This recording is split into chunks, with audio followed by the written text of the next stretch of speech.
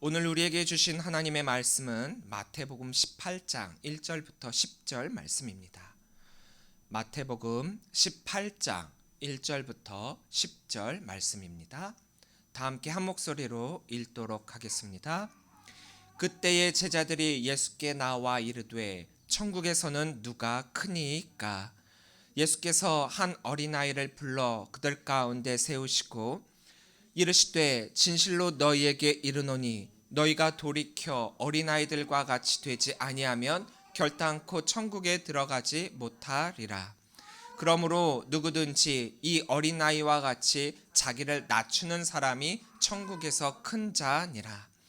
또 누구든지 내 이름으로 이런 어린아이 하나를 영접하면 곧 나를 영접함이니 누구든지 나를 믿는 이 작은 자 중 하나를 실족하게 하면 차라리 연자 맷돌이 그 목에 달려서 깊은 바다에 빠뜨려지는 것이 나으니라.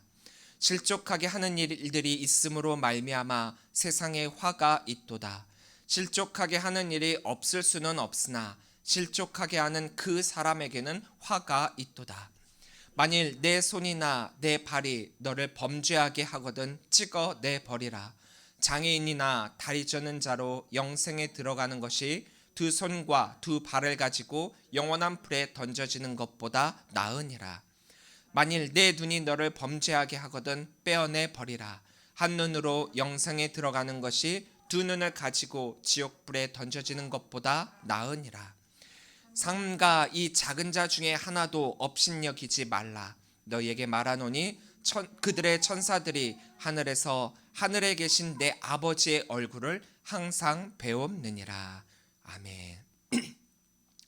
할렐루야. 오늘도 주의 전을 자신 우리 모든 성도님들을 주님의 이름으로 사랑하고 축복합니다. 우리 옆에 계신 분들과 함께 인사 나누겠습니다. 사랑합니다. 축복합니다.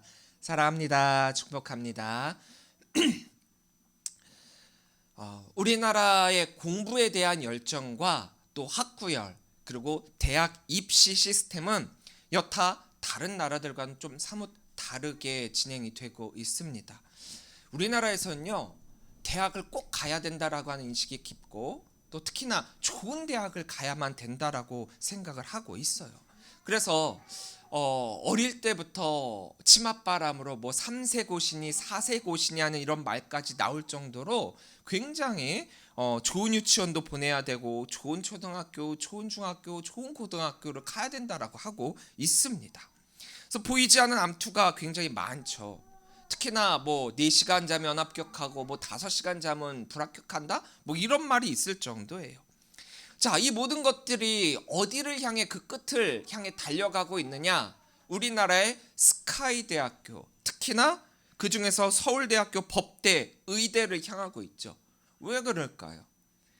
우리나라는 좋은 대학을 나와야만 인생의 성공이 보장된다라고 하는 생각을 가지고 있기 때문입니다. 이렇게 좋은 대학교를 가고자 하는 바람이, 노력이 너무나도 큰 우리나라죠. 그럼에도 불구하고 이상하게 우리나라에는 세계적인 석학이나 또 천재가 나타나고 있지는 않습니다. 왜 그런가? 잘 살펴보면 다른 나라에 없는 특별한 희한한 우리나라의 교육 시스템에 거기에 문제가 있기 때문입니다. 뭐 너무나도 자주 변한 입시 제도가 있고요. 또 거기에 따라 우왕좌왕하는 학교도 있고 부모님들도 있고 학생들도 어찌할 바 모르고 있죠. 또 얼만큼 정보를 미리 입수하느냐에 따라서 이게 합격과 불합격을 당락을 좌지우지하고 있거든요. 공부만 잘해도 대학교에 갈 수 있는 게 아니라 공부도 잘해야 대학교를 갈 수 있는 세상이 되었습니다. 대학교를 가기 위해 신경 써야 할 게 한두 가지가 아니라는 거예요. 예전에는 나만 공부 잘하면 학교를 갔는데 이제는 부모님도 거기에 동참을 해서 부모님도 함께 뒷받침이 되지 않고서는 일반적으로 내가 원하는 대학, 특히나 세상에서 말하는 좋은 대학교 가는 것이 쉽지가 않습니다. 이렇게 대학교 가는 게 어려운 우리나라예요. 근데 어찌어찌 대학교를 갔다라고 할게요. 대학교를 갔습니다. 그런데 말입니다. 이렇게 어렵게 대학교를 갔는데 그 대학교를 들어가고 나서 목표를 잃어버리는 게 우리나라 교육 시스템이라는 거예요. 이상하죠. 대학교를 가려고 그렇게 애를 썼는데 우리 생각에는 일단 대학교만 가면 된대요. 대학교만 가면은 다 해결이 된대. 공부도 하고 싶은 것도 연애도 다 대학교만 가면 된대요. 그래서 우리 생각에는 대학교를 가래. 그래, 대학교만 가자. 대학교 가고 나선 내가 하고 싶은 거 다 할 거다. 이런 생각으로 대학교에 가서 공부를 잘 안 해요. 출석만 잘해서 펑크가 나지 않을 정도로, 학고를 맞지 않을 정도로만 학교를 다닙니다. 점수도 크게 중요하지 않아요. 졸업했다는 졸업장만 있으면 됩니다. 졸업장만 있으면 이 사람은 어느 대학교 어디를 나왔구나, 그거로 그 사람을 평가하거든요. 그 졸업장이 그 사람의 인생을 좌지우지합니다. 이렇게 우리나라는 대학을 입학하는 것은 굉장히 어려운데 그 다음부터는 너무나도 쉬워요. 하지만 외국의 다른 대학교는 들어가는 그 자체가 너무나도 어렵습니다. 어렵습니다. 이 말이 동의할까요? 아니에요. 대학교는요, 들어가는 것 자체는 어렵지가 않아요. 외국은 도리어 우리나라보다 어렵지가 않습니다. 다만 세계적인 대학교들은 입시 조건이 까다로워서 어렵기는 하겠지만 대부분의 대학들은 입학의 문을 활짝 열어놓습니다. 누구나가 오래요. 와갖고 공부를 하래요. 대신에 출구를, 졸업을 바싹 조여가지고 졸업하기 쉽지 않게 만들어 놓습니다. 그래서 대학교에서는요, 무조건 공부를 해야 돼요. 무조건 잘해야 돼요. 그래야만 졸업할 수 있어요. 그래서 어떻게 보면은 공부다운 공부를 제대로 할 수 있는 것이 바로 이 대학교라는 거죠. 우리나라랑은 참 다릅니다. 우리나라는 대학교에 가서도 제대로 배우는 것도 없고 농땡이 피우고 졸업장만 받으면 된다라고 하니까 졸업한 이후에 회사에 취직을 하든 어디에 가든 재교육을 해야만 써먹을 수 있게 된다라고 해요. 제가 왜 이렇게 설교 초반에 우리나라 입시제도, 특히 이 대학교에 대한 이야기를 하고 있느냐, 천국을 한번 대학교라고 한번 해보겠습니다. 천국에 들어가는 거 쉬울까요, 어려울까요? 우리나라 교육제도대로 따진다면 굉장히 어렵겠죠.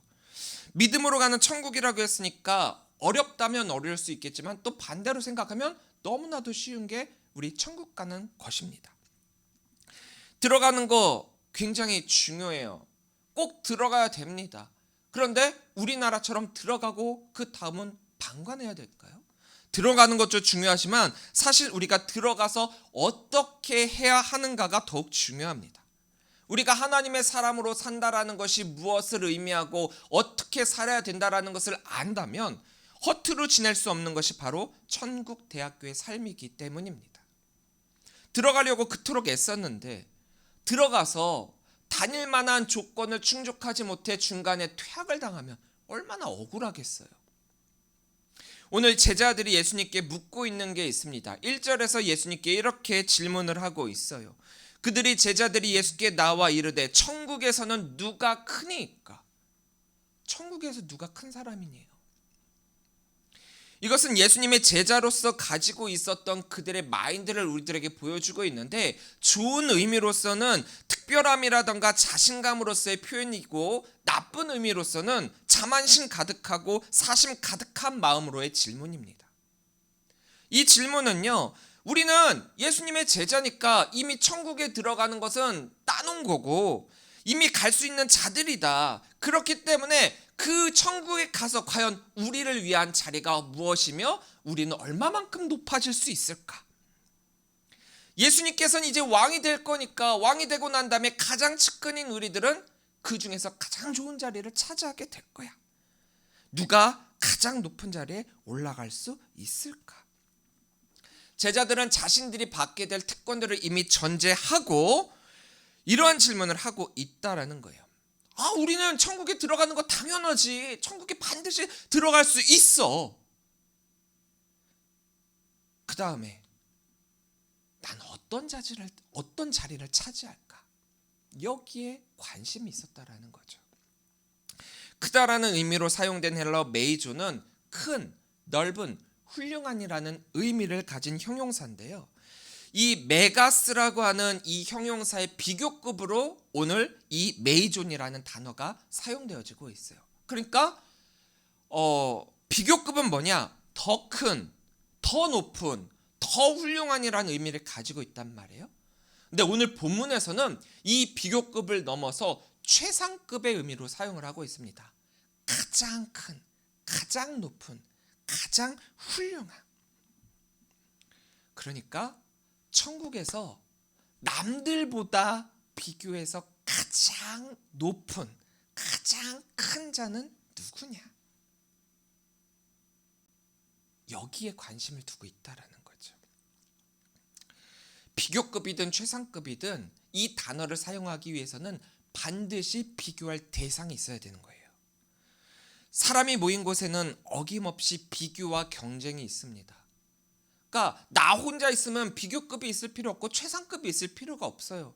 근데 사람이 있는 곳에는 누구나가 비교를 하죠. 경쟁을 하죠. 그렇기 때문에 관심사는 그들 중에서 가장 큰 자는 누구냐예요.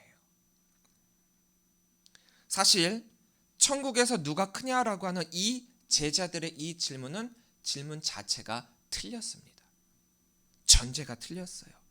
천국이라고 하는 것이 어떤 곳인지를 이들이 알고 있었다라고 한다면 예수님께 이렇게 질문할 수 없었을 그들입니다. 사회적 총념으로 천국과 세상을 동일시했기 때문에 이런 질문을 하고 있다라는 거예요. 자, 우리가 이 세상을 살아갈 때 너무 비교하고 너무 경쟁하여서 칼부림이 일어날 정도가 아니다라고 한다면 어느 정도의 비교와 어느 정도의 경쟁은 사회를 유지해 나갈 수 있는 순기능으로서의 역할을 감당할 수 있어요. 하지만 하나님의 나라에서는 오히려 비교하고 경쟁하는 이것은 죄성 가득한 모습이라는 거죠.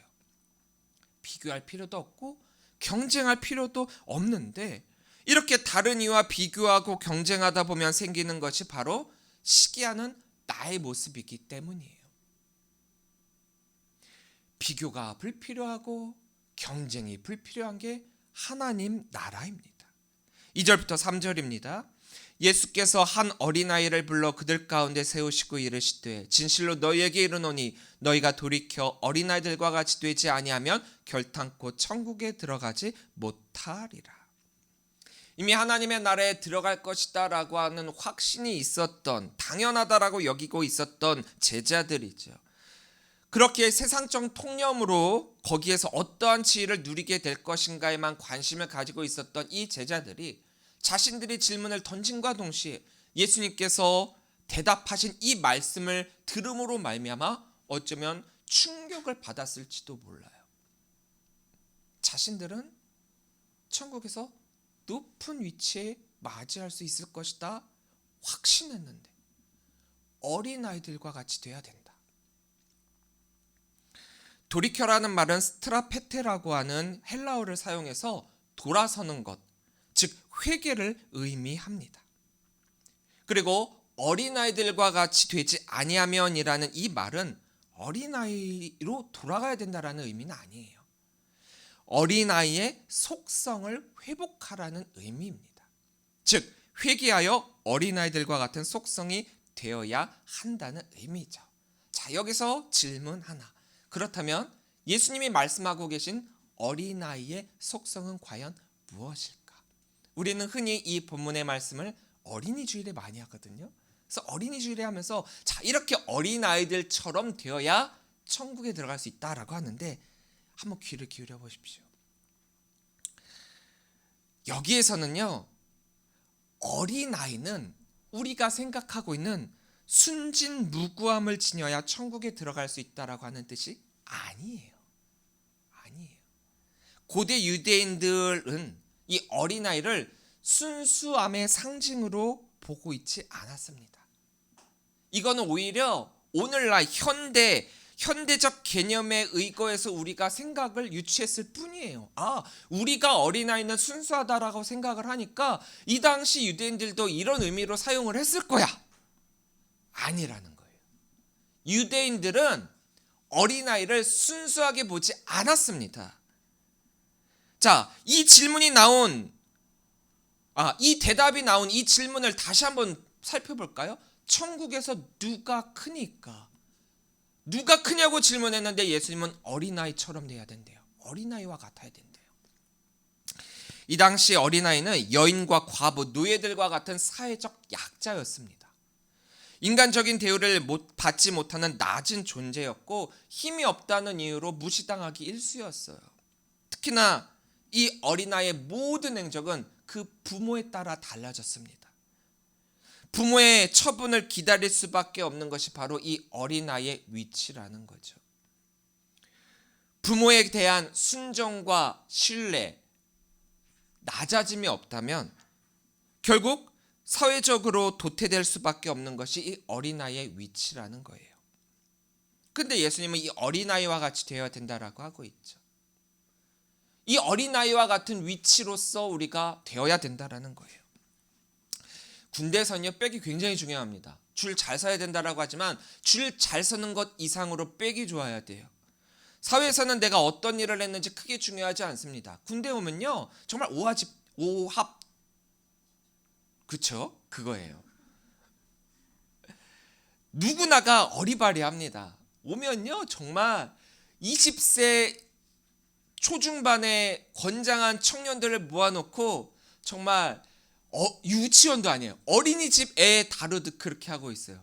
왜냐? 할 수 있는 게 없거든요. 생각할 수 있는 것도 없습니다. 한계가 있어요. 군인으로서의 역할을 하는데 누구나가 처음이잖아요. 모르잖아요. 사회와는 달라요. 그러다 보니까 모든 사람들이 다 똑같아집니다. 똑같이 멍청해져요. 이상하게 멍청해져요. 처음에 딱 입학하면요, 정말 누구나가 군복만 딱 입혀놓으면 어리바리해져요. 하지만 어디에 배치받느냐에 따라서 어떤 사람은 편한 보직을, 또 어떤 사람은 빡센 보직을 받게 되죠. 그런데 이러한 것들을 결정하는 게 바로 백이라는 거예요. 백. 군대에 백이 있는 사람은 시작부터 이미 결정되어 있어 시작하고, 백이 없는 사람은 말 그대로 처음부터 시작부터 내가 만들어 가야만 합니다. 출발점부터 다르다라는 거예요. 이처럼 어린아이는 부모라는 백이 없으면 그 처음부터 자신이 오롯이 감당을 하고 시작을 해야 돼요. 쉽지 않습니다. 철저하게 사회적 약자의 입장에서 자신의 힘만으로 시작을 한다? 그 사회의 위치를 만든다? 어림없는 소리죠. 하지만 반대로 부모의 백으로 사회를 시작한다면 부모의 위치가 나의 위치가 되는 것은 맞지만 거기에는 전제되는 조건이 하나 있어요. 철저하게 그 부모에게 순종해야만 부모의 백이 나의 백이 된다는 거예요. 사회적으로 낮아질 수밖에 없지만 그렇게 높아질 수 있다는 것이 바로 어린아이라는 거예요. 이런 개념의 높아짐입니다. 낮아질수록 높아질 수 있고 약할수록 겸손할수록 모든 것을 가질 수 있는 게 바로 이 어린아이라는 거예요. 예수님이 바로 이런 어린아이와 같아야만 천국에 들어갈 수 있다라고 말씀하고 계시는 거예요. 그렇기에 제자들은 천국에서 누가 크냐 이걸 찾는 게 아니라 천국에는 어떤 사람이 들어갈 수 있습니까? 우리가 가야 되는 그 천국의 주인은 누구입니까? 여기에 더 관심 있고 그러한 질문을 해야 되지 않았겠습니까? 이들의 전제는 자신들은 천국에 갈 수 있다라고 하는 확신이 있었던 거였죠. 그런데 우리가 천국에 못 들어가요. 자격도 안 돼요. 근데 천국에서 누가 크냐라고 질문하면 되겠습니까? 들어갈 수도 없는 곳인데. 우리는 신앙생활을 하면서 본질에 대한 질문을 하지 않고 자꾸 이 제자들처럼 사심 가득한 질문을 할 때가 많아요. 자기가 질문을 던져놓고도 그 질문 자체가 잘못됐다는 조금의 의심도 하지 않은 채 말입니다. 우리가 천국에 들어가지 못하면 너무나도 불필요한 질문이잖아요. 못 들어갔는데 누가 크냐 작냐 남들과 비교할 필요가 뭐가 있습니까? 비교 그 자체가 불필요한 곳이 천국인데요. 오직 나를 낮춰 하나님께 순종하는 자만이 그 천국의 모든 것을 누릴 수 있게 하셨습니다. 그러니까 어린아이는 오직 그 부모에 의해 부모를 의지하고 순종하여 그 부모의 모든 것이 나의 백이 될 때 그런 천국에 들어갈 수 있다라고 예수님이 말씀하고 계시는 거예요. 천국에서 하나님의 사람으로 산다라고 하는 것이 바로 이런 의미입니다. 우리의 부모 대신 오직 하나님의 말씀에 의지하고 순종하고 신뢰하는 자, 그런 자만이, 그래서 내 것을 주장하고 내가 높아지려고 하는 것이 아니라 철저하게 낮아지는 자만이 천국에 들어갈 수 있고, 그런 자가 도리어 천국에서 큰 자라 말씀하고 계시는 것입니다. 또 예수님은 제자들이 질문하지는 않았지만 이와 비견되는 의미로서의 대답을 한 가지 더해 주시고 계세요. 아까는 우리가 전적으로 어린아이와 같이 그 하나님을 의지해야만 천국에 들어갈 수 있다, 하나님의 사람이 될 수 있다라고 하는 말씀의 의미였다면, 이제는 그러한 하나님의 사람이 또 다른 하나님의 사람을 어떻게 대해야 되느냐, 이런 말씀을 해주시고 계세요. 이것은 즉 이 땅을 살아가고 있는 우리 성도들과 어떻게 지내야 되느냐, 바로 우리 교회 안에서의 삶, 성도들끼리의 삶, 우리들에게 주어진 작은 공동체, 하나님 나라로서의 공동체로 주어진 이 땅에서의 우리의 이 주변 사람들과의 삶을 어떻게 지내야 되느냐, 하나님의 사람으로 살아가면서 그것에 대한 답을 우리들에게 주고 계세요. 왜냐? 우리가 하나님 나라 사람이라고 하면서도 자꾸 다른 사람들에 대한 비교와 경쟁을 하고 있기 때문이에요. 참 습관이 무섭다고. 이 세상에서 살아가고 있는 습관대로 하나님 나라에서도 똑같이 그런 습관을 가지려 하기 때문입니다. 5절부터 6절입니다.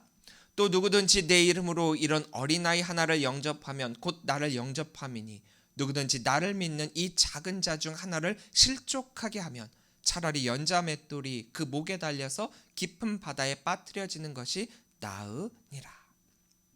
자, 여기서 우리가 주목해야 될 단어가 두 가지가 있어요. 첫 번째, 영접. 영접은 우호적인 마음으로 손님을 맞아 기쁘게 접대하는 행위예요. 그러니까 마음에서 우러나와가지고 스스로 자발적으로 내가 먼저, 그리고 기쁘게 한다라는 거죠.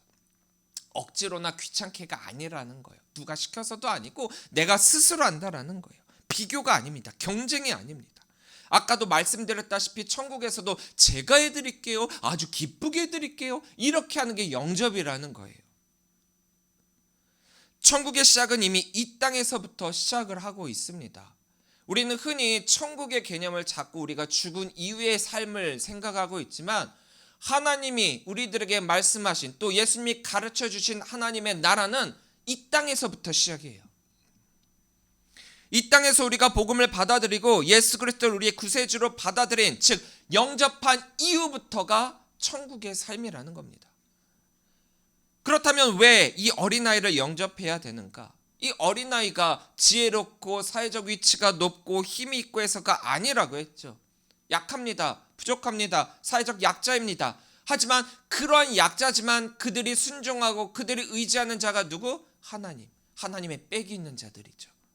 그런 어린아이의 부모가 하나님이시고, 그런 어린아이의 대함을 예수님의 이름으로 해야 한다라는 거죠.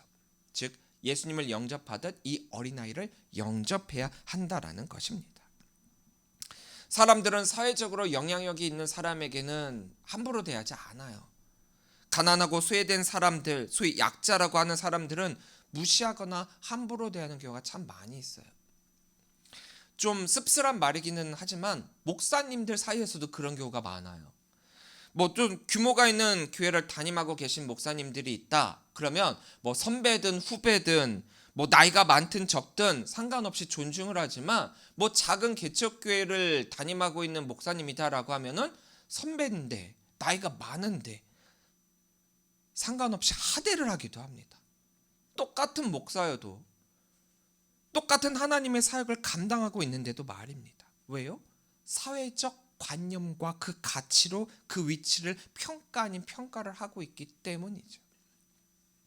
예수님께서 말씀하신 이 영접이라는 이 단어를 우리가 정확하게 이해하고 있지 못하기 때문이에요.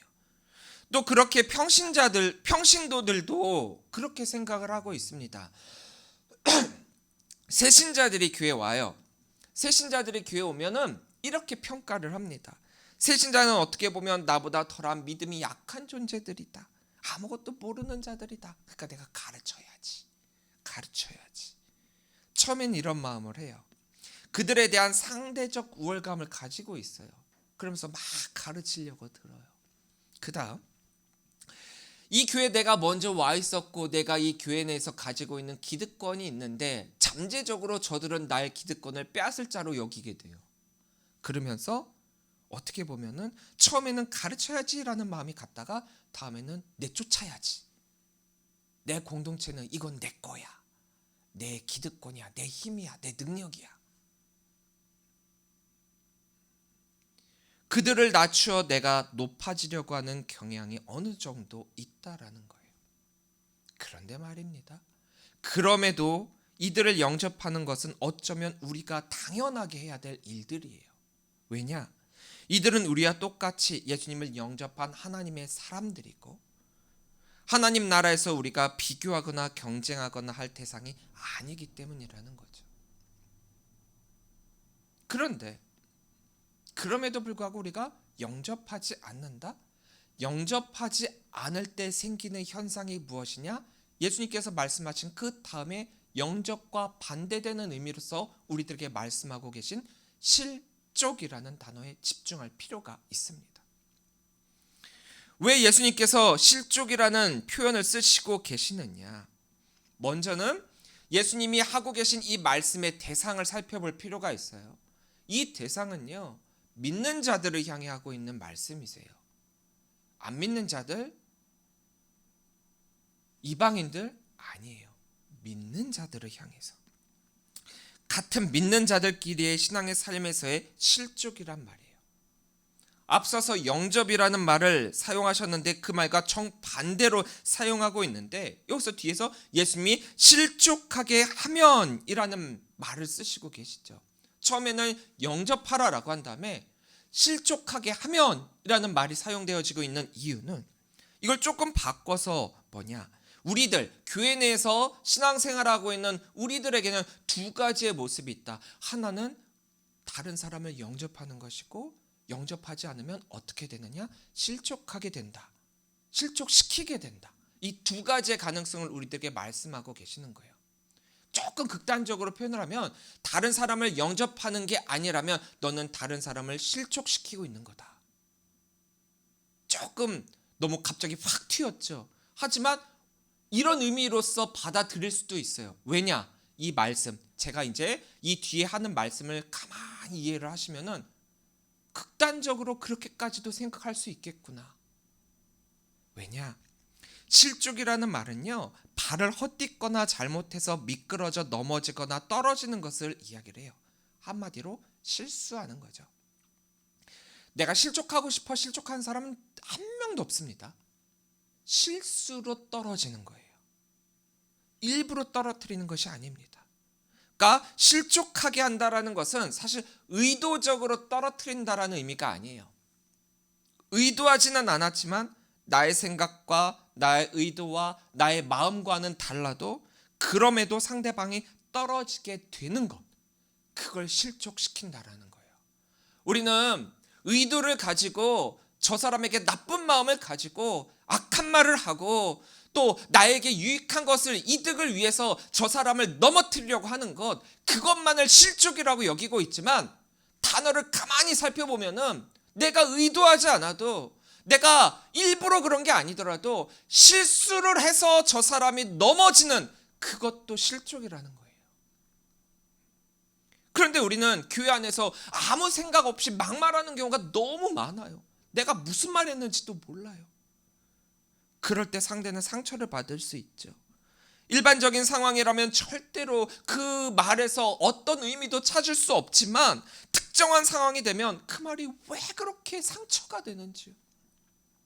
목사님들도 정말 아무런 의도가 없어요. 설교를 하는데 어떤 설교를 딱 했는데 거기서 이렇게 하면 안 됩니다라는 말을 딱 했는데 설교가 끝난 다음에 어떤 성도가 와서 목사님에게 따져요. 목사님, 왜 나를 향해 그런 말을 하냐, 표적 설교를 하십니까?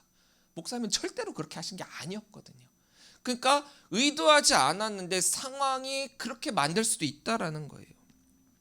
그래서 실족했대요. 그래서 우리는요, 신앙생활을 할 때는 나 혼자 내 것만 챙기기도 어려운데 하물며 거기에 덧붙여서 다른 사람 받아들이는 입장까지 생각하며 신앙생활을 해야 되니까 얼마나 신경 쓸 게 많습니까? 하지만 그럼에도 그것이 이미 구원받은 자의 의무이자 책임이라는 거예요.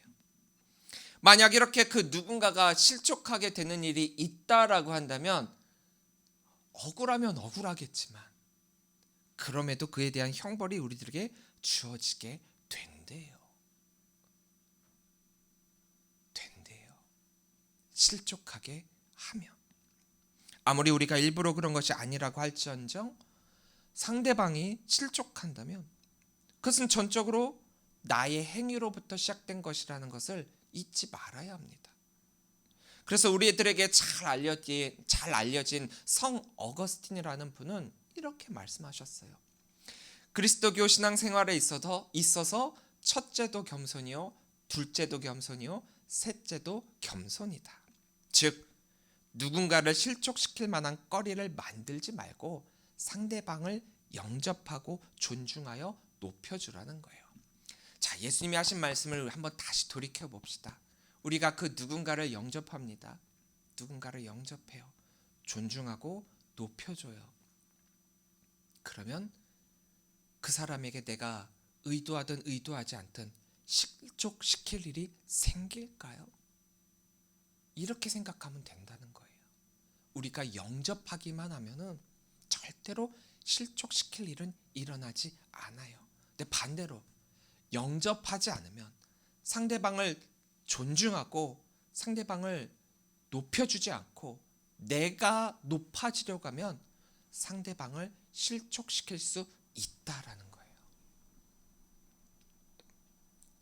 작은 자는 작은 자가 아닙니다. 천국의 사람이요 하나님의 사람입니다. 그런 하나님의 사람을 실족하게 한다라는 것은 뭐 어쩌면 실족한 그 사람이 실족했다라고 하는 그 사실로 인해서 자신의 믿음 없음을 드러내는 일이기도 합니다. 잘못이 있을 수는 있어요. 그 사람도 잘못이 있어요.